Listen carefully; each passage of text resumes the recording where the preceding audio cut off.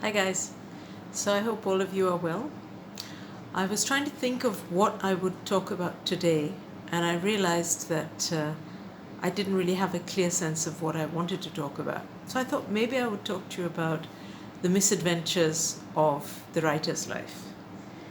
And then I realized there was so much material and so many stories that I didn't really know which story to choose.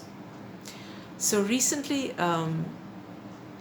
someone wrote to me, a pinch of reading, Shifa, wrote me some feedback on a story of mine called Big Mother, which appears in Fragments of River Song.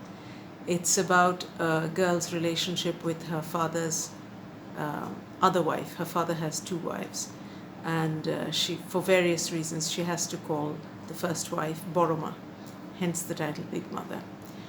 And I was thinking about this story, and it is one of my most storied stories in the sense that there are just so many incidents related to this. But one of them is actually a reminder about how it came about, how I decided to write the story, but also how it ended up being one of my worst episodes of imposter complex.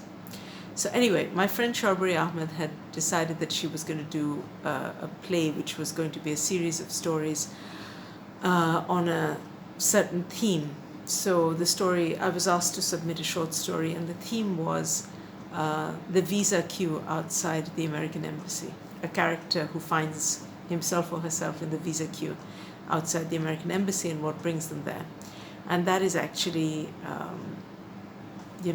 the starting point for Boroma, Big Mother, the story, because it begins in the visa queue at the American embassy. But I was probably one of the last people to hand in my story, and I was already having quite severe anxiety because I just couldn't think of anything interesting to write about this.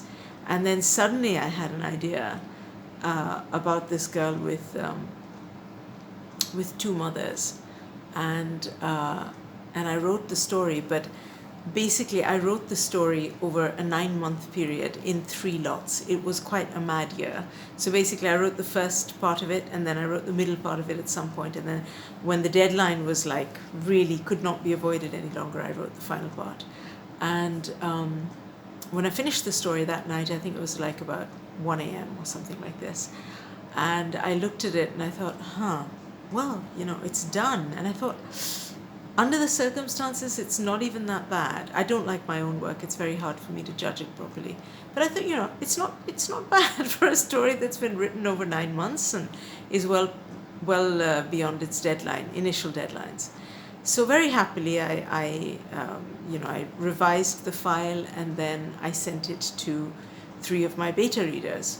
And I had this amazing group of people, 5 or 6 friends and colleagues who are my beta readers. They have the gift of actually liking my writing with the ability to critique it very effectively. So the feedback I get is always useful and has often led me to change something in the story. Anyway, so I sent off this story and I went off to bed feeling reasonably happy with myself. And I woke up in the morning with just a full-on anxiety episode, thinking, oh my God, it is such a ridiculous story. It's so terrible. It's unbelievable. Why would I think anyone would want to read this story? I got myself into a complete lather about it, really, genuinely. And then to my mortification, I realized I'd actually sent it to 3 of my beta readers. So I sat there in kind of stunned horror, thinking I can't even pretend I didn't write it, because somebody out there knows that I wrote it. And then very fortunately for me, all 3 of the beta readers responded in the next 24 hours, and all 3 of them really liked the story. They had some questions, like, why would her mother react like this? Or, why didn't her father do this? Or, whatever. But essentially, they liked the story. And there is another story behind the publication of this particular story, because I had sent it out to a journal and it had been accepted, and then it was unaccepted, which brings me to a whole different set of stories, which is about publishing. But cut a long story short, the story got chosen to be published in